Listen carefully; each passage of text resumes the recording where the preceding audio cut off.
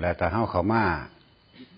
ปฏิบัติธรรมหรือว่ามาฟังธรรมมาทดสอบทดลองเบิ่งเขาก็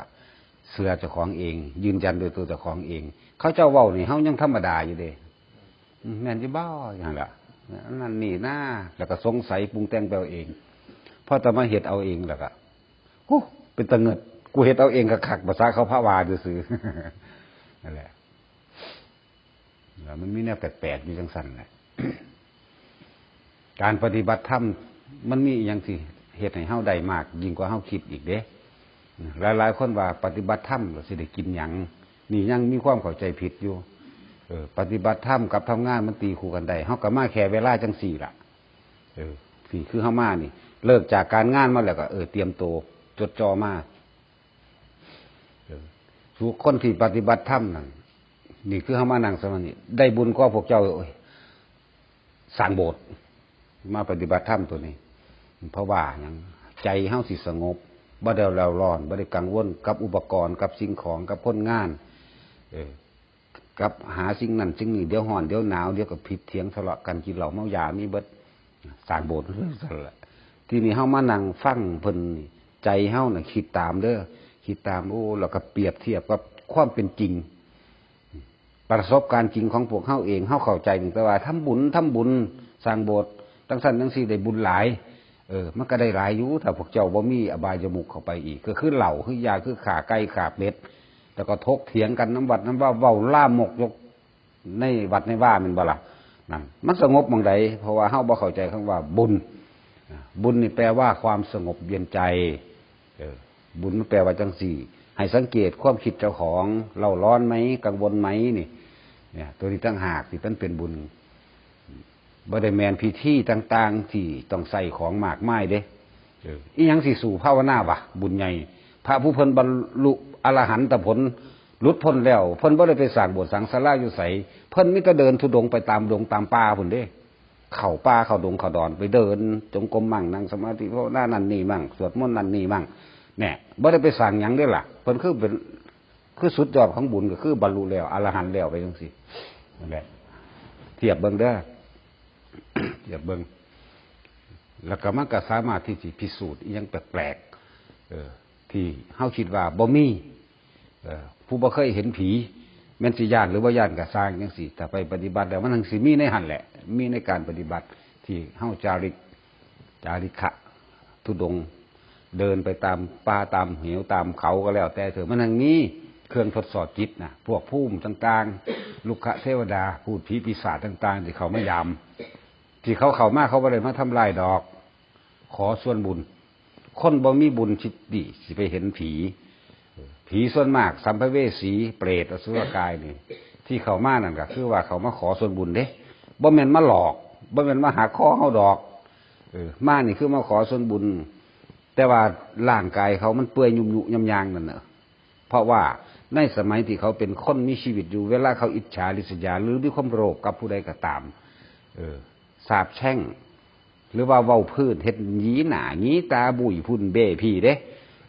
แม่นว่าพวกเจ้าว่าคือพวกเจ้าศูนย์ในคนล่ะถ้าลึงตาออกมาศูนย์แสดงท่าทางอสุรกายบ่น่าเบิ่งอสุรกายแปลว่ากายอันน่าเกลียดกายอันมันไม่น่าดูนี่มันสิออกไปตามความคิดความรู้สึกที่เฮาเป็นคือเวลาเฮาโกรธเกลียดแค้นผู้นั้นผู้นี้นี่นั่นแหละมันก็เลยได้ไปกายแบบนั้นได้ร่างกายเป็นผีเป็นเปรตเป็นเปื่อยนี่แหละตัวจริงของบุญหรือว่าของบาปหรือของคำว่าผีคำว่าอย่างมันมาแบบใดก็มาจากใจเฮานั่นเองที่คนทั้งหลายบ่ได้เข้าใจเฮาบ่ค่อยได้ยินได้ฟังอย่างหนึ่งก็บ่มีการมาพิสูจน์พร้อมแต่พูดถึงเรื่องนักปฏิบัติจริงๆนะ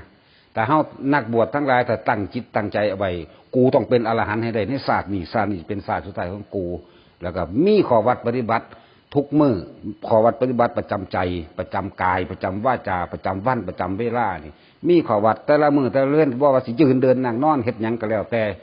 ว่าสิฉันอาหารว่าสิรดน้ำต้นไม้ด้วยหยังก็สร้างความคิดนี่คิดพิจารณาใครควรอยู่เฉพาะทำอย่างเดียวเนี่ยพึ่งหวังได้เลยได้ขันได้ขันหนึ่งแน่นอนบ่ได้เฮ็ดหยังมั้ยมุ่งมั่นอยู่เฉพาะการปฏิบัติธรรมของเจ้าของคิดหาเหตุหาผลเฮ็ด ที่จะคนมันเกิดมาจากไสแน่ทุกเรื่องใดแน่สาเหตุแห่งทุกมีหยังแน่จังสิไล่ใครครวนอยู่พ่อสำนีมันสิไปใส่วะเบิ่งเขาเจ้าบวชที่เขาเจ้ามุ่งหวังสู่มรรคผลบ่เกิน5 ปีได้ขันนั่นไปโดดแต่เบิ่งคือหลวงตานี่9 ปีนะอรหันต์เลยจังซั่นแล้วนี่คือเขาเจ้าจดจ่อจ้องอยู่แต่เมืองเดียวซุมื้อนี่มันบ่ค่อยปานใดปฏิบัติถ้าบ่มีใจจดจ่อในข้อวัดปฏิบัติจริงๆอย่าไปหวังว่ามันสิได้โลโลเลๆไปตามเรื่องบ่ว่าพระนักบวชก็ตามเถอะน่าใจมันอยู่ทางนอกคุณคิดพูดเรื่องโลกเลขเบิ่งหนังเบิ่งหมอลำเบิ่งการ์ตูนเบิ่งอีหยังอากไปตามเรื่องบ่มีทางว่าสิไปได้ทั้งนั้นข้อวัดปฏิบัติประจำบ่มีเลยถ้าเริ่มแต่ตี 3ลุกขึ้นมาทำวัดหลังจากทำวัดจบแล้วเดินจงกรมแล้วไปบิณฑบาตแล้วกลับมาเดินจงกรมล่อสันจังสี่ถ้ามันมีอยู่จังสี่ตลอดมันสิไปใส่เพราะใจของเฮานั่นนิ่งเอาเฉพาะอรหันต์อย่างเดียวนี่มันสิไปใส่ว่าอันนี้บ่มีติมันสิหันออกไปทางโลกทางนั้นทางนี้ปฏิบัติธรรมหาผัวหาเมียมันสิไปได้อีหยังพบแล้วครูบารมีก็ว่าได้เว้าให้ดูดีซื่อๆได้นี่ครูบารมีเนี่ยโอ้เจ้าเป็นครูบารมีข่อยเด้อว่ะมันสิไปจังซั่นนี่บารมีมันแปลว่ากำลังใจแต่ถ้าพบกำลังใจแบบนั้นกำลังใจกามมันก็ออกไปสร้างโลกแหละไม่ว่าล่ะยังสิสู่กามได้วะเรื่องในสร้างโลกสร้างเฮือนสร้างบ้านในการทำมาหากินแย่งชิงขาตีกันอยู่นี่เรื่องใดสู่เรื่องนี้ว่าเดียวเรื่องเดียวนี่สุดยอดเป็นจังซี่แต่พระเธอเป็นคู่บารมีหลวงพี่นะอาจารย์นะก็ว่าเด้แล้วก็พากันออกไปล่ะแน่บัดนี้ก็ไปทำมาหากินขายของหั่นจะไปมีหยังวะถ้านักบวชตั้งใจใส่ว่ากูต้องเอาอรหันต์ให้ได้ดิมันเป็นหยังสิบ่ได้วะบ่ได้ขันใดก็ขันนึงแหละเพราะมันวนมันเกี่ยวอยู่จังซี่ทุกคนนั่นแหละพูดซ่องไปละว่านี่พูดน้ำไฟน้ำลายเบิ่งไปคลิปนั่นคลิปนี้เข้าไปกับหาเบิ่งหนังโป้หนังเป้มีเบิดนี่เป็นจังซี่มันสิไปได้อีหยังบ่มีทางใดก็แล้วกันนี่คือพูดถึงว่าบวชมาเห็นหยังบวชหาผัวหาเมียบอกเนี่ยนี่ขึ้นของนักบวชบางคนพวกเฮาก็ยังว่าเป็นไปตามฐานะคือเฮามีแล้วเป็นแล้วหมายถึงว่าทุกคนมีครอบครัวแล้วมีลูกมีเต่ามีหลานมีหยังเรียบร้อยแล้วนี่ในฐานะของพวกเฮาเหมาะสมควรกับฐานะควรเว้นจากการงานแต่ว่าเฮ็ดได้คือกันเฮาไปทำงานเฮาก็คิดใครควรพิจารณาเฉพาะเรื่องธรรมะคือกันเวลาเว้ากับหมู่ก็เว้าไปเว้ากับหมู่เว้าเรื่องการเรื่องงานปรึกษากันก็เว้าไปออกจากการเว้ากับหมู่พวกแล้วก็คือว่าพิจารณาธรรมเจ้าของเลยนี่หาความจริงในตนเองเป็นหยังกูคือทุกข์เป็นหยังกูคือเดือดร้อนวุ่นวายคนทั้งหลายวุ่นวายเพราะว่าเรื่องใดคือกันเวลาใส่ความคิดแบบเดียวกันกับผู้บวชนั่นแหละว่าธรรมะเป็นอันเดียวกันว่าวันนักบวชคฤหัสถ์ก็ตามเป็นอันเดียวกันถ้าเฮาจ้องมุ่งหวังนี่คือเฮาคือกันกูก็หวังอรหันตผลให้ได้คือกันบ่แม่นว่าบ่ได้ฆราวาสก็บรรลุโสดาสกิทาคาอนาคาได้จนถึงอรหันต์พุ่นละบ่แม่นว่าบรรลุบ่ได้คือกันใจเฮาสิบ่วอกแวกออกไปหาเรื่องอื่นๆสิเป็นเรื่องเลวร้ายครับสิบ่ว่าอยากตีอยากฆ่าผู้ใดทำมาหากินโดยสุจริตนะเดี๋ยวจังว่ามันได้อีกอย่างมากกว่าสิ่งที่เฮาคิดอีกว่ามาปฏิบัติธรรมมานั่งภาวนาอีหยังอยู่นี่สิจะกินอีหยังสิมีอีหยังที่นี่แหละจังว่าเว้นจากการงานแล้วมาภาวนาเอาเมื่อเฮาเป็นคนมีบุญแล้วถ้าสิเปรียบเทียบเปรียบเสมือนดังว่าคนหาเงินแต่อันนี้เฮาเทียบเป็นบุญเฮาบ่ฮู้ว่าเฮาเกิดมานานขนาดใดแล้วภาวนาบ่ฮู้จักบัดนี้มาภาวนาเรื่อยเลยเกิดเฮามีบุญได้บัดนี้เจ้ากรรมนายเวรหรือเจ้าหนี้จังสิมาทวงกับเฮามีบุญสยางเฮาก็ใส่หนี้ไปโรคภัยไข้เจ็บที่เคยเป็นอยู่ในเลือดร่างกายอันนี้มันก็ค่อยๆทยอยหายเองเพราะว่าอย่างคำว่าเจ้ากรรมนายเวรในปัจจุบันที่ให้ผลในปัจจุบันคือความเจ็บไข้ได้ป่วยไม่สบายนั่นเองเมื่อเฮามีบุญแล้วโรคภัยต่างๆมันก็ค่อยๆทยอยออกเนี่ยทุกสิ่งทุกอย่างขันธ์ห้าคือกรรมเก่าที่ ร่างกายนี่เป็นภาชนะรองรับเชื้อโรคทุกชนิดความเจ็บปวดทุกชนิดมันมีอยู่ในร่างกายของเฮานี่เองนะที่นี่เฮามาภาวนาใจมันสงบเย็นมีการอุทิศบุญออกบุญนี้จงถึงแด่บิดามารดามั่งครูอาจารย์มั่งทุกอย่างไปหอดเจ้ากรรมนายเวรนั่นไปแล้วบัดนี้ที่นี่เจ้ากรรมนายเวรที่เป็นให้ผลในสามัญผลคือกำลังสู่กันอยู่เดี๋ยวนี้คือเฮาเก็บไข้ได้ป่วยนั่นเองเขาว่ามันก็ดีกูก็ได้พ่อแล้วกูก็ไปแน่ถอนออกไปคนเจ็บไข้ได้ป่วยแล้วก็เจ้ากรรมนายเวรที่ยังบ่ทันให้ผลมื้ออื่นมื้อเฮ้อปีหน้าหรือชาติหน้าสิให้ผลเฮาอุทิศออกไปเรื่อยที่นี่เขาได้บุญแล้วเขาก็เอาโหสิกรรมให้เฮาการงานต่างๆสะดวกโดยซ้ำไปนี่แหละจังว่าการปฏิบัติธรรมกับการทำงานตีคู่กันได้หรือการทำงานกับการปฏิบัติธรรมเฮ็ดให้มันเป็นอันหนึ่งเดียวกันบ่แม่นว่านั่งรับตาได้ไปทำงานกันเลย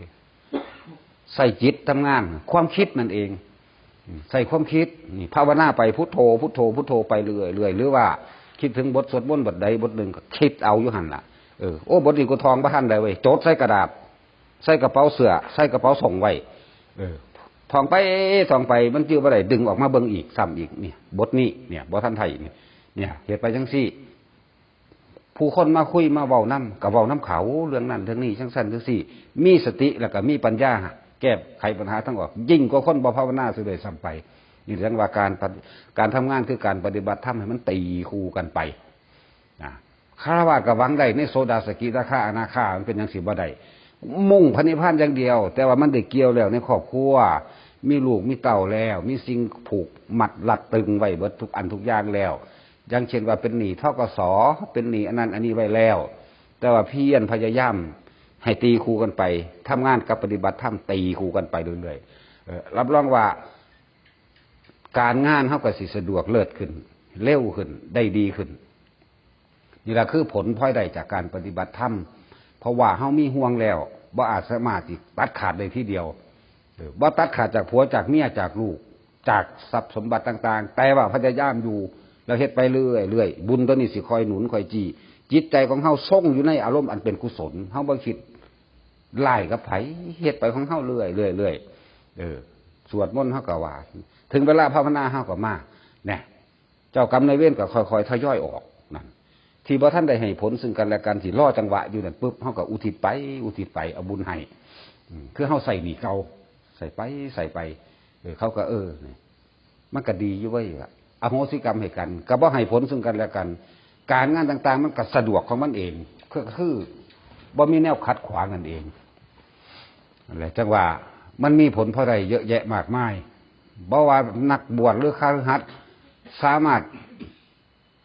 บรรลุทำได้ในโสดาสกิทาคาอนาคาส่วนมากมันบ่ค่อยเอาใจใส่ถ้าใส่หัวใจลงไปมันสิฆ่าหยังว่ามันสิฆ่าอีหยังมันบ่ได้ใส่ตัวนั้นที่มันสิจ่อพะโวให้เวถ้าเบิ่งต่างๆรู้แต่คืองามแต่ว่านี่โอ้ยเฮ็ดจังได๋กูสิคุยได้เนี่ยพอกันบ่ว่านักบวชหรือฆราวาสจอบเบิ่งกันอยู่หั่นอยากคุยเขาอยู่หั่นน่ะเป็นจังซี่พบแล้วคู่บารมีอยู่เพราะฉะนั้นล่ะแล้วก็พากันออกไปสร้างโลกใส่กำลังกามสร้างประหัตประหารกันอยู่หั่นน่ะแต่มีอีหยังถ้ามันมีข้อวัดปฏิบัติเฉพาะคิดขึ้นมาแน่เอาเองมื้อนี้สิเฮ็ดนี่เวลานี่ตี 3ลุกขึ้นมาทำวัดเรียบร้อยแล้วสิสวดมนต์บ่ได้ต่อสวดคำสอนพุทธเจ้าหลังจากนั้นก็เดินจงกรมรอบิณฑบาตจังซี่บินไปกลับขึ้นมาแล้วล่าสันไปเดินจงกรมก็ได้หรือท่องสวดมนต์ก็ได้เนี่ยแต่ว่าเฮ็ดหยังกะสังมันไข้ครวนอยู่ในข้อวัดปฏิบัติในธรรมนี่มันสิไปใส่วะมันหวังได้ในขันใดขันหนึ่งแน่นอนอันนี้มันบ่ได้เอาใจใส่อีหยังถ้าบ่เอาใจใส่แล้วมันสิได้หยังเนี่ยมันเที่ยวจับแต่มองผู้อื่นพุ่นมันสิไปได้หยังวะจังว่า เนี่ยหลังจากสันแล้ววันนี้เฮ็ดข้อวัดปฏิบัติล้างบาตรล้างหยังเสร็จเรียบร้อยแล้วมีหยังเฮ็ดก็เฮ็ดไปหรือสิเดินจงกรมหรือสินั่งภาวนาหรือสิสวดมนต์ก็แล้วแต่ถึงเที่ยงเข้าไปนอนบัดนี้ร่างกายก็ต้องการพักผ่อนฮอดบ่าย 3 โมงลุกขึ้นมากวดตาดบ่าย 3ลุกขึ้นมากวดตาดเฮ็ดนั่นเฮ็ดนี่ไปมีหยังสักก็สักไปเฮ็ดไปถึงเวลาทำวัดก็มาทำวัดนั่นพอจะทำวัดแล้วก็นี่แหละคือรอเวลาสิว่าปฏิบัติร่วมหมู่กับปฏิบัติถ้ามีข้อวัดปฏิบัติจังซี่เป็นที่แน่นอนแน่วแน่เลยนี่คือมันบางได้กระซัง บ่ต้องมานำหมู่ก็ได้เพราะว่าเฮาเคร่งอยู่ในหันเคร่งหมายถึงว่าข้อวัดปฏิบัติของเฮานี่ตายโตแล้วนี่เอิ้นว่าตายโตมีหลักมีเกณฑ์ตายโตจิตใจนี่มุ่งอรหันต์อย่างเดียวนี่เพิ่งหวังได้แน่นอนในศาสตร์นี้ล่ะบ่มีศาสตร์ใดล่ะบ่ว่าคนบ่ว่านักบวชคนก็เฮ็ดได้คือพวกเฮาทำมาหากินเฮาก็เฮ็ดได้เฮาฟังธรรมไปเรื่อยพระโสดาบันเพิ่นทำอารมณ์แบบไหนนอเนี่ยเมื่อเฮาฟังไปเรื่อยเพิ่นก็สิคอยทยอยอธิบายไปเรื่อยนะถ้าเมื่อใดก็ตามที่เฮามีความรู้สึกว่ารักผู้อื่นเสมอตนรักตนเสมอด้วยผู้อื่นไม่มีจิตคิดหวังทำร้ายและทำลายบุคคลผู้ใดผู้หนึ่งหรือสัตว์นะทั้งคนทั้งสัตว์นั่นแหละไม่แบบทำร้ายให้เขาเสียชีวิตและทรัพย์สินนั่นสินหาขึ้นมาเอาเองเป็นเองในความรู้สึกเลยเฮาสิบ่กล้าฆ่าสัตว์เพราะว่าการทำร้ายผู้อื่นก็คือการทำร้ายตัวเองการลักของผู้อื่นก็ลักของตัวเองนั่นเองแนะนำในทางผิดมันสิบ่มีนั่นถ้าศีลมันขึ้นมาเป็นเครื่องยืนยันรับรองเป็นพื้นฐานใหญ่เลยคำว่าศีลพื้นฐานใหญ่เป็นเครื่องรับรองของคำว่าพระอริยะขั้นต้นคือโสดาบันเฮาบ่ทำร้ายเบียดเบียนทำให้ผู้ใดผู้หนึ่งเสียชีวิตและทรัพย์สินทั้งคนและสัตว์นี่เข้ามาในความรู้สึกในจิตของเฮาเบิดทุกอย่างแน่วแน่อยู่นี่สิไปเฮ็ดใส่ผู้ใดก็คือซ้ำเฮ็ดใส่เจ้าของนั่นอริยะแปลว่าผู้ไม่มีศัตรูถ้าศีลมันบริสุทธิ์ในศีลห้าศัตรูมันสิมาจากไสมันเริ่มจากเจ้าของนี่เองนั่นเป็นหลักศีลห้าบัดนี้เฮาก็มาคิดตามความเป็นจริงเฮาก็บ่ไปบอกแบกหาเบียดเบียนผู้นั้นผู้นี้ความเร่าร้อนกังวลก็บ่เกิดนั่นเวลามาทำสมาธิคือเวลาเฮามาทำจังซี่มันก็สงบเร็วสงบเร็วฟังธรรมก็เข้าใจมันบ่มีความกังวลเดือดร้อนบ่ว่ากูไปเฮ็ดผิดเรื่องนั้นกูไปเฮ็ดผิดเรื่องนี้มันบ่ดึงเข้ามาเด้ซั่นนั่นแหละมันบ่ดึงเข้ามาแล้วก็มีความซื่อสัตย์นั่นไปจังซั่นซื่อสัตย์ซึ่งกันและกันความอยากรวยมีเป็นปกติในพระอารมณ์พระโสดาบันก็ดีอยากรวยก็มีแต่ว่าไม่ทำในทางผิดทางธรรมบ่ผิดทางธรรมคือว่าไม่ทำประกอบอาชีพการงานที่ขวางทางแห่งพระนิพพานมิจฉาวานิชาการประกอบอาชีพค้ามนุษย์นั่นค้าเหล้าค้ายาพิษค้าอาวุธนะเห็นบ่ล่ะนี่มันบ่จากเฮ็ดเอาได้บาดนี่ ไม่ค้ายาพิษนะมนุษย์อาวุธนั่น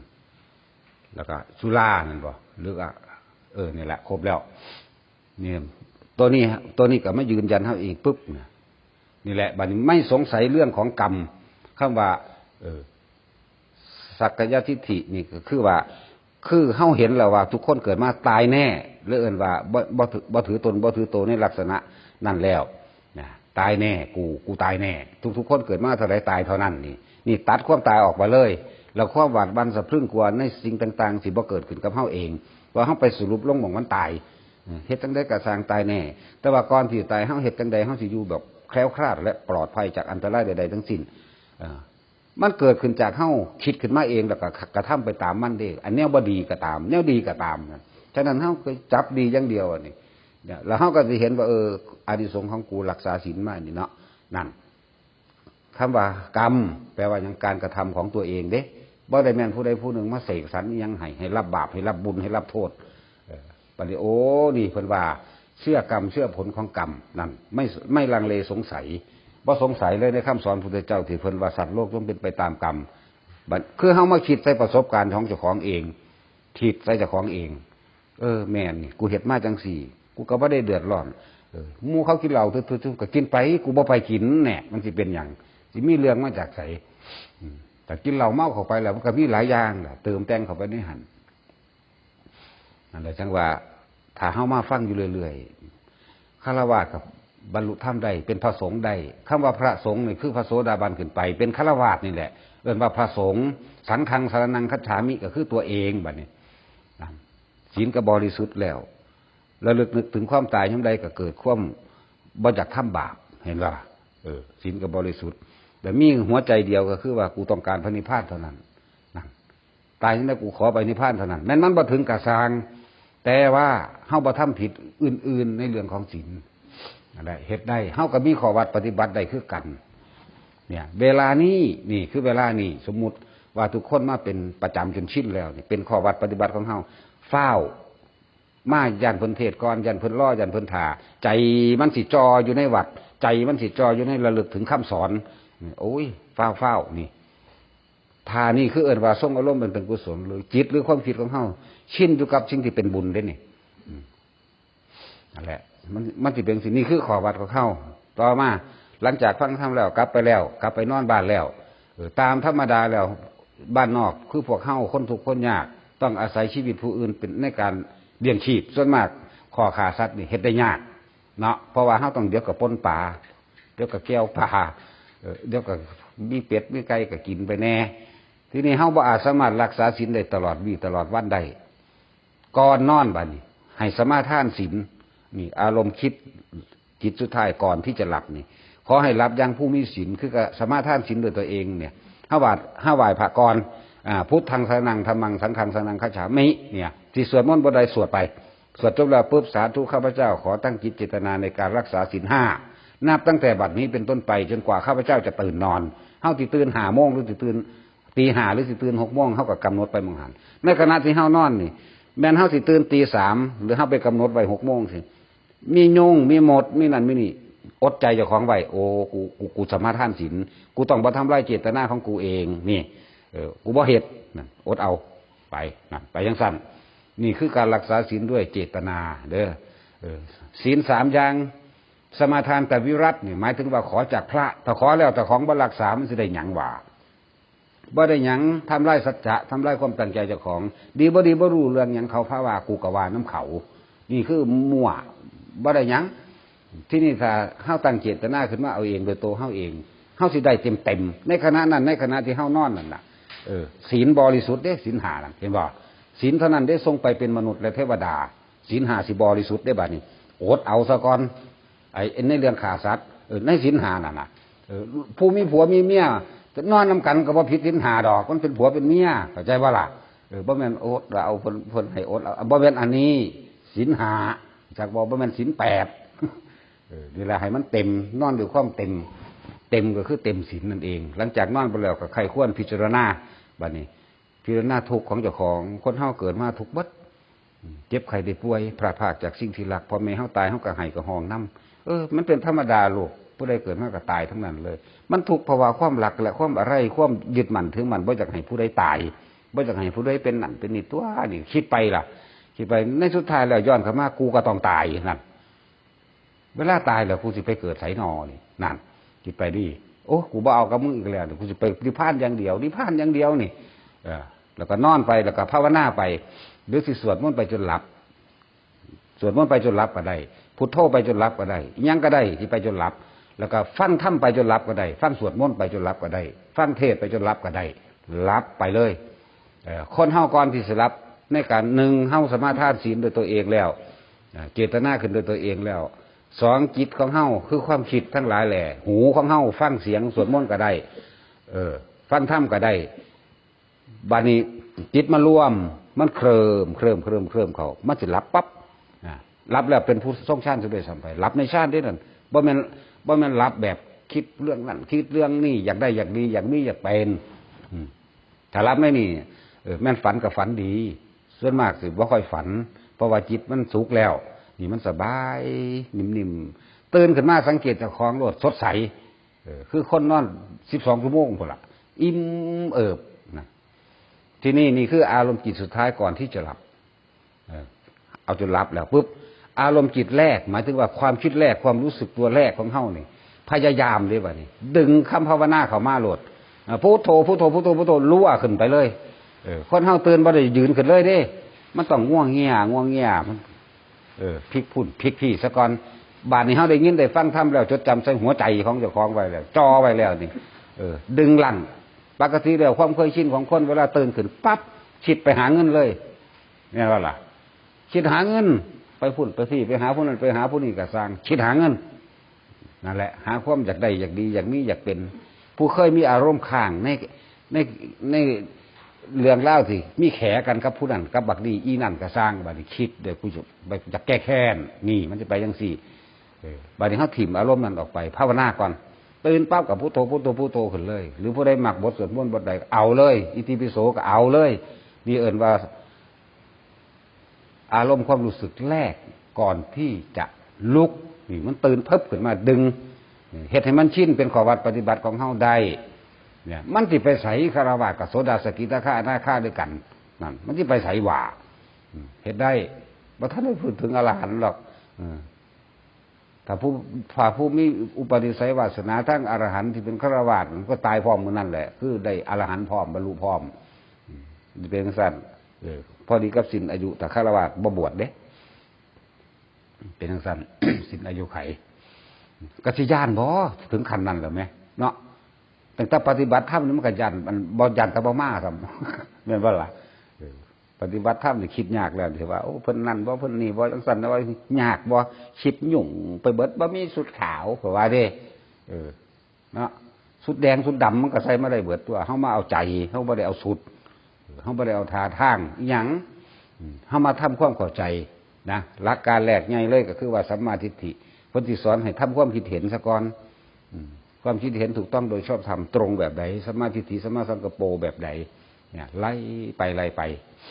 และจังหวะการปฏิบัติการทำงานกับการปฏิบัติธรรมมันสามารถไปตีคู่กันได้ตามฐานะคือเฮาอยู่ในฐานะฆราวาสมีครอบครัวมีสิ่งที่รับผิดชอบมากมายผูกพันหยุ่งเหยิงแล้วแต่ว่าค่อยๆขจัดเนี่ยถ้าใจของเฮามุ่งมั่นอยู่ในธรรมดีถึงเวลาแล้วปุ๊บมาปฏิบัติธรรมทิ่มการงานอันนั้นนี่เป็นข้อวัดของฆราวาสเห็นป่ะมาฟังธรรมก็ตั้งใจฟังแล้วคิดพิจารณาตามทำความคิดเห็นให้ตรงกับประสบการณ์จริงของเจ้าของที่พันเทศออกมานี่ถือกับกูวรอนี่น้อมเข้ามาสู่ตนโอปัญญโกนี่น้อมเข้ามานี่ปัจจัตตังนี่ควรรู้ได้เฉพาะตนเนี่ยโอ้ประสบการณ์กูถือกูบัดเนี่ยเข้ามาโอ้เนี่ยกระเฮ็ดน้ำเพิ่นตัวบ้านนี่เพิ่นว่าเอ้ากูสิลองเบิ่งไว้สมาทานหรือว่าเจตนาไตรวิรัติในการรักษาศีลนี่เฮ็ดน้ำเพิ่นก็น่ามันดีหรือบ่ดีทดลองเบิ่งเนาะแต่ไปคิดตามเพิ่นว่าบอกจังซี่เฮ็ดไปนี่เฮ็ดไปให้มาชินได้บ่เนี่ยชินจนเกิดกลายเป็นว่าขอวัดว่าใจของมันจดจ่ออยู่ในนี่เป็นขอวัดของเฮาเลยว่านี่พอแต่ตอนยังมาเศร้าลุกปั๊บพุทโธปั๊บขึ้นมาทันทีเลยนั่นแหละจังว่าคนเฮาไปเป็นผีเป็นเปรตสวรรค์นรกไปแบบไหนไปเพราะว่าอารมณ์จิตสุดท้ายก่อนที่จะขาดออกจากร่าง ไปกับอารมณ์ใดอารมณ์โกรธบ่อารมณ์หลงอารมณ์โลภบ่สมมติกำลังสิตายหน้าบางหันกูบ่ปาดมันดอกอีนั่นกูสั่งมันเนี่ย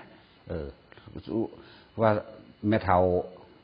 ญาเนาะสั่งลูกไผ่อย่าให้มันเด้อนี่แต่เอื่นว่าตายดูความโลภกูสั่งมันนี่ทั้งจมทั้งสลายลำพึ่งลำพันนั่นนี่เสือกตายจำไปนรกนี่แหละไปในลักษณะนี้คนไปนรกบุญเฮ็ดไว้ว่าคิดพ่อแต่ว่าคิดพ่อถ้าอารมณ์ที่กูแค้นอีนี่กูสร้างอีนี่สร้างบักนี่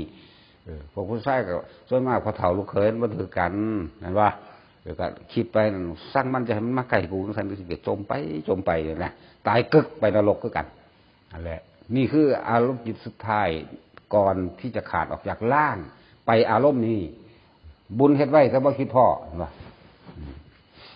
นี่คือพวกไปเพศไปนรกไปเป็นสัตว์เดรัจฉานได้เป็นไงคิดพ่อหมูพ่อหมาพ่อแมวคิดพ่อให้พ่อหน้าบางหันบางนี้มั่งคิดไปดังสี่เด้คิดถึงงัวถึงควายห่วงหมูห่วงไก่ห่วงหมานี่พวกนี้จิตมันติดบางใดจิตติดที่ไหนย่อมไปเกิดที่นั่นนะมันสิเป็นหมาเป็นแมวยังกับบ่ท่านเลยแน่นอนแต่ว่าไปสถานที่ที่เราคิดก่อนจากหูว่าจิตเป็นยังไงร่อนคิดเบิ่งเด้อพวกมาใหม่คิดถึงเฮือนเจ้าของดูถึงปั๊บแม่นบ่นั่นแหละจิตมีสภาพจำนั่นแหละจิตคือความคิดนั่นเองในความคิดนั้นย่อมมีทั้งความจำย่อมมีทั้งภาพแสงสีเสียงอยู่ในความจำของเขาเองนะจำรูปจำเสียงนั่นจำกลิ่นจำรสและความรู้สึกคืออย่างรู้สึกว่าเฮือนกูนั่นเองนั่นแหละรู้สึกว่าเฮือนกูนั่นแหละจิตเป็นสภาพนั่นให้คิดเบิ่งว่าเวลาเฮามีอารมณ์เวลาเขามีอารมณ์โกรธนะอันนี้มันเห็นง่ายเวลาเครียดสร้างผู้นั้นผู้นี้มันสินึกภาพคนผู้นั้นขึ้นมาว่าเขาเครียดบักใดบักหนึ่งนี่ศูนย์แห้งกูจะมีดฟันหัวมันกูจะแทงปากมันกูจะเขาสินึกคิดจินตนาการภาพขึ้นมาเด้ภาพบักอันเขาสร้างนั่นแหละเกิดความรู้สึกในกายอีกศูนย์สั้นขึ้นในหัวใจเต้นแห้งๆดอกเนื้อกระเต้นอีกเป็นหอบ คือเป็นลักษณะนั้นนั่นแหละคือความรู้สึกจิตวิญญาณร่วมเป็นเดียวกันในอารมณ์นั้นจิตเป็นผู้คิดวิญญาณเป็นผู้รับรู้ความรู้สึกว่าสูญสั้นทึดขึ้นนั่นแหละถ้าสุว่าตายตอนนั้นเด้ไปนรกเด้บ่มันไปฆ่าบักนั่นเด้ไปนรกแบบนี้บ่มันไปฆ่าบักเฮาสั่งนั่นเลยว่าอารมณ์โกรธนี่เอาสิ่งที่ว่ากิเลสหยาบมันเห็นง่ายเปรียบเทียบได้ง่ายแต่กิเลสละเอียดเนี่ยเรื่องไหนก็คือความดีใจนั่นเองปลื้มใจอย่างสั้นอย่างสี่สมมติว่าลูกรับปริญญาเนี่ยโอ้ยดีใจหลายลูกรับปริญญาน้ำตาไหลลูกกูอย่างสั้นอย่างสี่คิดไปเด้มันเป็นคนหูตัวนั่นนี่สมมติว่าตายปั๊บนะมันก็ไปคลองย่องอยู่ในสถานที่ที่คิดถึงลูกสักก่อนแต่ว่าลูกขี่ยุหันหรือว่ายุหันบ่รู้อารมณ์นั้นบานี้สมมติว่าลูกยุหันอยากไปจับเขาอีนางสบายดีบ่จังสิไปจับเขาแต่ของเป็นวิญญาณแล้วบ่มีหยังแล้วจักบายมันก็เป็นของว่างวามอยู่แล้วโอ้ยเฮ็ดจังได๋น้อกูสิสื่อสารกับเขาได้น้อดิป่านนี้ก็ไปเห็นใครขี้เกียจหมดแดงหยังก็แล้วแต่คิดว่าสิเอาสิ่งนั้นเป็นสื่อสารได้เข้าไปได้หันได้บัดนี้เรียบร้อยนั่นสัตว์เกิดที่ไหนย่อมไปชอบและพบถูกใจในตัณหานั่นในภพภูมิอันนั้นนะในอาหารนั่นในรสชาตินั่นรูปรสกลิ่นเสียงนั่นเนี่ยนี่คือความละเอียดเข้าไปอีกแน่จังน้อยแต่นั้นพยายามส่งอารมณ์อันเป็นกุศลไว้คิดดีเอาไว้ภาวนาพุทโธเอาไว้นั่นแหละคิดดีแล้วพยายามละอารมณ์โกรธเร็วๆให้มันทันว่าท่านได้ถึงขันละได้มากๆแต่ว่าขอให้คมได้รู้ท่านมันโอ้กูกำลังจะสูญแล้วอารมณ์นี่แต่กูตายตอนนี้กูไปนรกเลยนี่เนี่ยสร้างแม่มันไว้เนี่ยเศร้าหรือพุทโธรู้ว่าเขาเลยกำลังสูญหึดขึ้นสั้นขึ้นเรื่อยพุทโธคมไว้อย่าให้มันคิดแนวอื่นจักคิดพุทโธคมไว้ถ้ามันคิดเท่าใดว่าคิดไปอย่างวนว่ามีขอนนะได้โอกาสฟาดปุ๊ะเลยเด้เป็นเรื่องละแบบนี้ต่อกันเลยแต่เหตุจังใดศูนย์ก็สร้างไปอย่างวนไปว่าพุทโธไว้เปลี่ยนคิดใหม่อย่างว่าเปลี่ยนคิดใหม่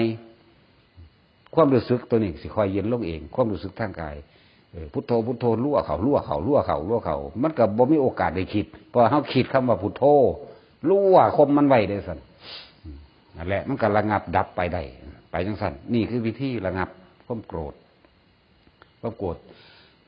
มันบ่พอใจมันบ่ได้ดังใจนั่นเองเกิดจากความอยากตัวเก่านั่นแหละจะไปจากใสว่าความอยากได้ดังใจนี่เลยพอปฏิบัติในการคล้องชีพในฆราวาสวิสัยเฮาก็ดีเฮ็ดให้มันเป็นขอวัดปฏิบัติได้เลยถึงเวลาทำงานก็ไปถ้าบ่ได้เว้ากับไผก็ภาวนาไปถ้าสิคิดเรื่องงานก็คิดไปว่าการงานอย่าให้ค้างก็จดจ่อในงานนี่จนว่ามันลงตัวได้ปุ๊บก็ถอนออกมาแล้วก็มาภาวนาต่อบัดนี้สิ่งที่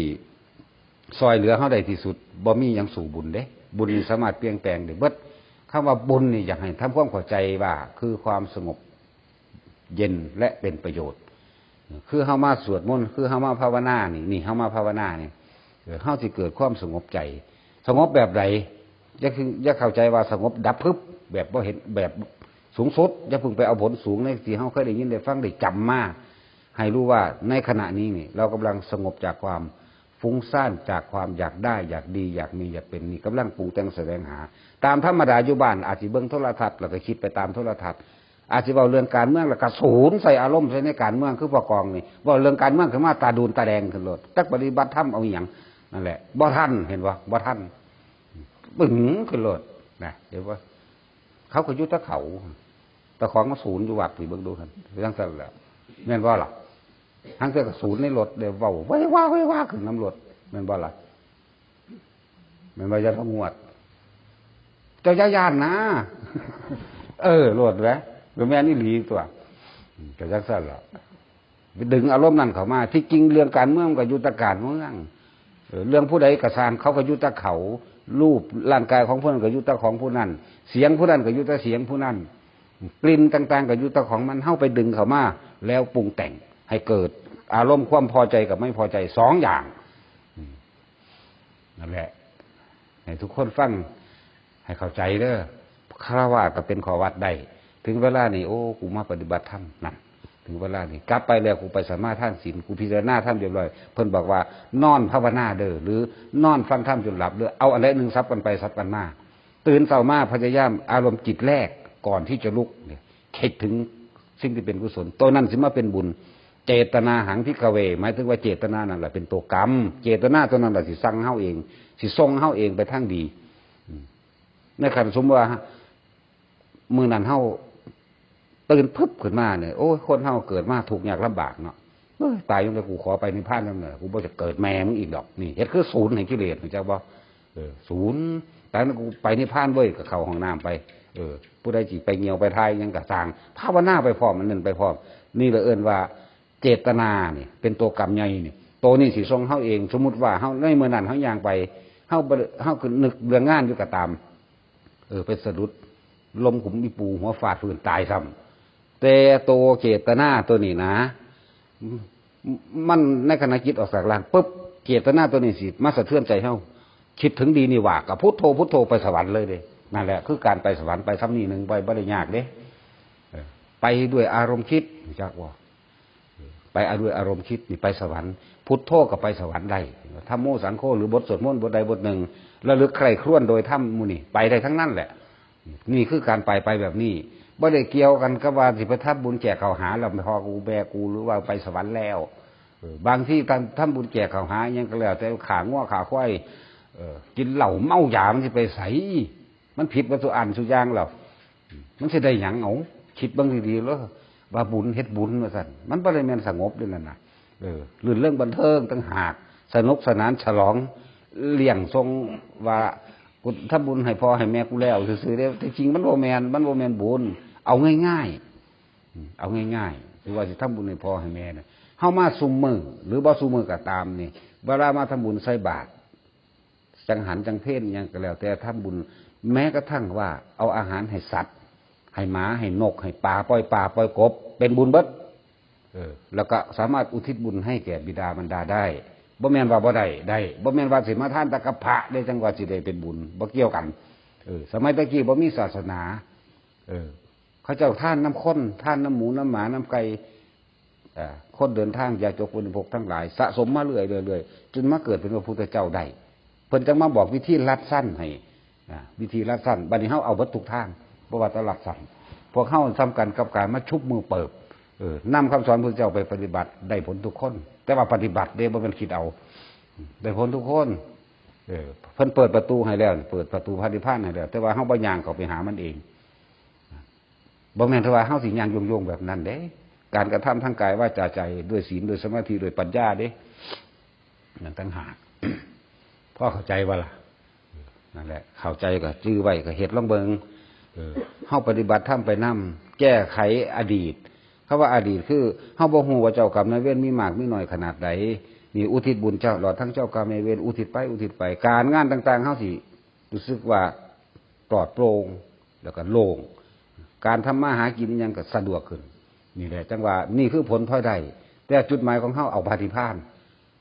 อันซ้ำสิ่งแล้วนี่เป็นผลพลอยได้ถ้าเฮายังไปตายด้วยอารมณ์ดีตายด้วยจิตดีนะ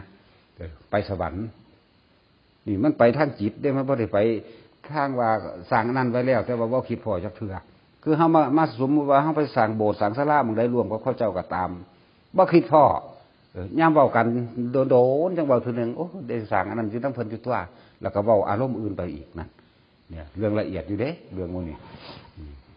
นั่นแหละนั่นเป็นผลเพราะอะไรเรื่องของท่านเอาไว้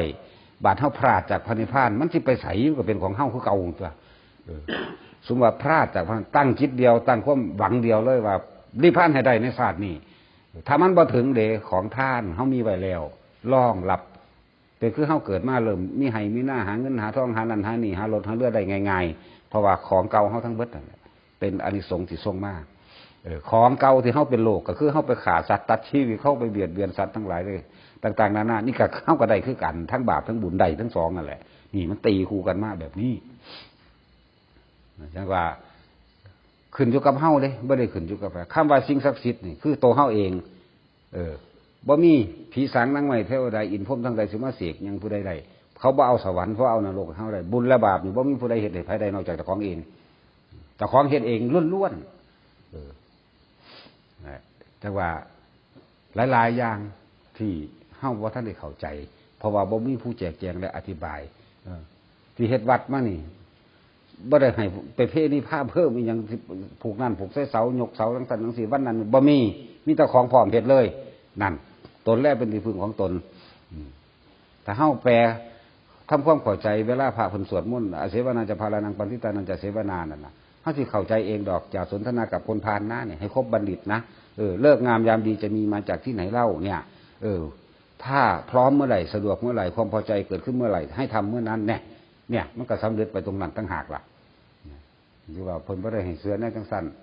ให้เสื้อเจ้าของเองทุกสิ่งทุกอย่างเกิดขึ้นกับเฮาเองบ่ว่าบาปบ่ว่าบุญสวรรค์นรกก็เฮาสร้างขึ้นมาเองบ่มีผู้ใดสาปแช่งให้เฮาไปตกนรกได้ดอกแต่เฮาบ่เฮ็ดเองบ่มีผู้ใดให้พรให้เฮาไปสวรรค์ได้ถ้าเฮาบ่เฮ็ดเองแม่นบ่ล่ะบาปและบุญบ่มีผู้ใดเฮ็ดให้ไผได้บ่มีไผมาจับใส่มือได้เด้มันแม่นวัตถุนี่มันมาสะสมด้วยความเคยชินอยู่ในใจของเฮาเองนี่เฮ็ดให้มันเป็นข้อวัดข้อวัดของคฤหัสถ์คฤหัสถ์ก็คือกันเฮ็ดให้มันเป็นข้อวัดได้เลยเนี่ยมีจิตใจจออยู่อย่างเดียวนี่ไปนิพพานอย่างเดียวมีความคิดได้คือเดียวคนธรรมดานี่แหละเป็นพระบ่ได้แม่นว่าบวชจึงเป็นพระได้อันภาษาห่มผ้าเหลืองโกนหัวซื่อๆได้คำว่าพระนั่นน่ะนั่นนี่แบบฟอร์มยูนิฟอร์มซื่อๆได้นี่พระแท้ๆคือการสละออกศีล5ก็ได้เอ้าเนี่ยไม่เบียดเบียนทำลายทำให้ผู้ใดผู้หนึ่งเสียชีวิตและทรัพย์สินสร้างแต่ประโยชน์อย่างเดียวนี่คนก็เฮ็ดได้แบบเดียวกันเฮาเข้าใจถึงแต่ว่าห่มผ้าเหลืองสิเอิ้นพระบ่แม่นได้ผู้ใดสิละสังโยชน์3ได้สักกายทิฏฐินี่มีความรู้สึกว่ากูตายแน่เนี่ยบ่สงสัยเรื่องความตายแน่นั่นแล้วก็บ่หวาดหวั่นสะพรึงกลัวหยังกับความตายเป็นธรรมดานะไม่สงสัยเรื่องของกรรมนี่วิกิกิจฉาไม่ลังเลสงสัยเรื่องของกรรมนะศีลพจตุปรามาสนี่เป็นผู้มีศีลบริสุทธิ์บัดนี้นั่น3อย่างเท่านั้นพระโสดาบันเฮ็ดเท่านั้นนึกถึงความตายในกูไปนิพพานอย่างเดียวนี่คิดอยู่ซ้ำนี่เฮ็ดจนวันเป็นข้อวัดข้อปฏิบัติของเฮาเองแต่ละคนได้เป็นจังซี่บ่ได้ถ้าได้ขั้นนี้แล้วมันก็เลื่อนขึ้นไปอีกนะโอ้นี่เบื้องที่2ขั้นสกิทาคาเพิ่นให้ทรงอารมณ์แบบใดนอเฮ็ดแบบใดนอการกระทำทางกายวาจาใจแบบใดนอนี่เฮ็ดไปขั้นที่2ขั้นที่3โอ้พระอนาคาเฮ็ดแบบนี้เนี่ยขั้นที่4พระอรหันต์โอ้ว่างแบบนี้นี่มันก็ไปตามขั้นของมันนั่นแหละพระอยู่เมืองหันเพียงแต่ว่านักบวชเป็นผู้สืบศาสนาคำสอนโดยตรงออกมาถ้าว่าปฏิบัติได้มันก็เป็นคนธรรมดาถ้าปฏิบัติได้ก็จะเอื้อนว่าพระดอกนั้นพระหรือว่าห่มผ้าเหลืองได้โสดาคือคนก็ได้โสดากับพระเสมอกันจักบ่แค่สุดซื่อๆได้เสมอกัน ความต่างตรงแค่ว่าสุดมั่นซื่อๆกับพวกนี้บ่ทำการงานหยังต้องปฏิบัติธรรมกิจของสงฆ์มี2อย่างคันธาธุระกับวิปัสสนาธุระมี2อย่างคันธาธุระนี่คือทำพระนิพพานให้แจ้งนี่ข้าพเจ้าขอรับภาคกาสาวพัสนี่มาทำให้แจ้งซึ่งพระนิพพานนั่นอุปชาเพิ่นให้เกสาโลมานะคาตันตาโจนี่เพิ่นก็บอกกรรมฐานให้ปูนตะมือบวชพวกเฮาก็เฮ็ดได้ใจว่าล่ะเอาสมาทานซะ